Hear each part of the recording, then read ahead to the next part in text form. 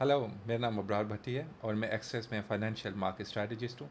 आज मैं बात करूँगा यूएस टेक और उसकी आउटलुक के ऊपर।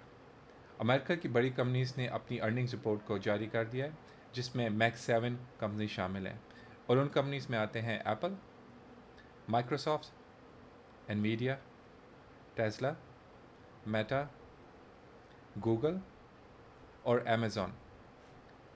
और इन कंपनीज़ की यूएस टेक में वेटेज 40% से भी ज़्यादा है। लेकिन कुछ बड़ी कंपनी जैसा कि ब्रॉडकॉम ने अपनी अर्निंग्स को रिसेंटली रिलीज़ किया है।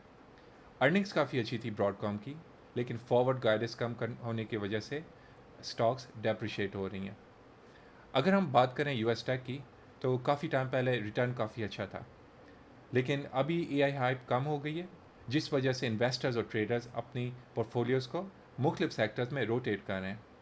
बिलो एक्सपेक्टेड अर्निंग्स की वजह से ओवरऑल टेक सेक्टर्स पर डाउनवर्ड प्रेशर पड़ रहा है और इन्वेस्टर्स अपने फंड्स को ज़्यादा स्टेबल इंडस्ट्रीज़ और कुछ मेगा कैप स्टॉक्स में शिफ्ट कर रहे हैं, जैसा कि डाउ जोन्स इंडस्ट्रियल एवरेज, जो कंपैरेटिवली बेटर परफॉर्म कर रहा है। यूएस टेक इस टाइम पे डेप्रिशिएट कर रहा है और प्राइस दोनों ईएमए से नीचे ट्रेंड कर रही हैं। रिसेंटली यूएस टेक की प्राइस 18,600 की सपोर्ट जोन से नीचे क्लोज हुई है और अब जो नेक्स्ट सपोर्ट जोन है वो है 17,600 का। लेकिन अगर मार्केट रीबाउंड करती है तो दोबारा से 18,600 के रेजिस्टेंस को टेस्ट कर सकती है। इस वीक जो मार्केट का फोकस है वो है यूएस जॉब रिपोर्ट्स, जो फेड के लिए भी बहुत इंपॉर्टेंट है। पिछली स्पीच में फेड के चेयरमैन ने हिंट दिया था कि फ्राइडे की रिपोर्ट सेंट्रल बैंक के रेट डिसीजन पर असर डाल सकती हैं। यूएसएनएफपी की पिछली रिलीज़ को लगातार रिवाइज किया गया है, जिसमें मार्केट को फ्राइडे की रिलीज़ पर भी बहुत डाउट है। लेकिन फ्राइडे की एनएफपी रिपोर्ट बहुत इंपॉर्टेंट है और ये मार्केट की डायरेक्शन को सेट कर सकती है।